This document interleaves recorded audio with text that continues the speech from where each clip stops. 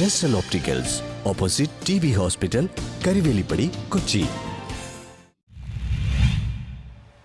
CPIM Kochi area കമ്മിറ്റിയുടെ നേതൃത്വത്തിൽ ഭീകരവാദത്തിനും മതതീവ്രവാദത്തിനുമെതിരെ അഗ്നിജ്വാല സംഘടിപ്പിച്ചു. ഭീകരവാദത്തിനും മതതീവ്രവാദത്തിനുമെതിരെ CPIM കൊച്ചി ഏരിയ കമ്മിറ്റി അഗ്നിജ്വാല സംഘടിപ്പിച്ചു. KJ മാക്സി MLA ഉദ്ഘാടനം ചെയ്തു. സഞ്ചാരികളായി പോയ 26 പേരെയാണ് ഒരു മലയാളി അടക്കം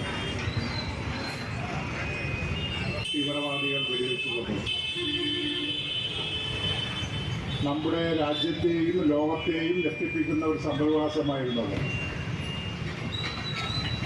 രാജ്യത്തും ലോകത്തും അതിനെതിരെ ശക്തമായ പ്രതികരണമാണ് അപ്പോൾ തന്നെ ഉയർന്നു വന്നത്. ജമ്മു ആൻഡ് കാശ്മീർ പോലുള്ള പ്രദേശത്ത് ഇത്തരം സംഭവവികാസങ്ങൾ നടക്കുമ്പോൾ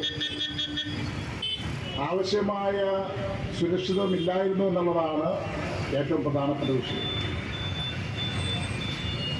ഈ കുറച്ച് ദിവസങ്ങൾക്ക് മുമ്പാണ് നമ്മുടെ രാജ്യത്ത്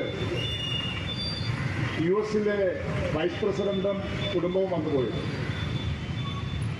ഇപ്പോൾ വിദേശ രാജ്യത്തെ വൻപ്രതിനിധികളെല്ലാം വന്നു പോകുമ്പോൾ വളരെ സുരക്ഷിതത്വവും പ്രത്യേക സംവിധാനങ്ങളെല്ലാം ഒരുക്കേണ്ട ഉത്തരവാദിത്വം രാജ്യത്തെ ആഭ്യന്തര വകുപ്പിനാണ്, അല്ലെ പ്രതിരോധ വകുപ്പിനാണ്. അത്തരം കാര്യങ്ങളിൽ നമ്മുടെ രാജ്യം, ഇന്ത്യ രാജ്യം പരാജയപ്പെട്ടു എന്നുള്ളതിന്റെ ഏക തെളിവാണ് ജമ്മു ആൻഡ് കാശ്മീരിൽ സംഭവിച്ചത്.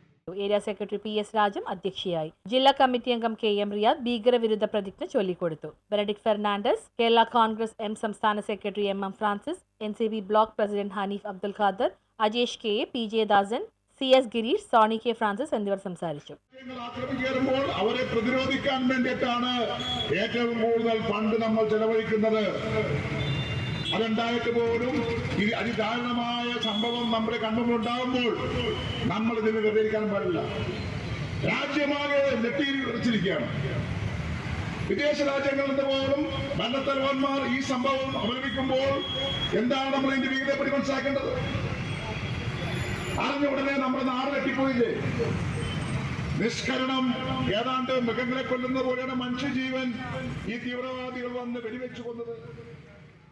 News bureau, Thoppumpady.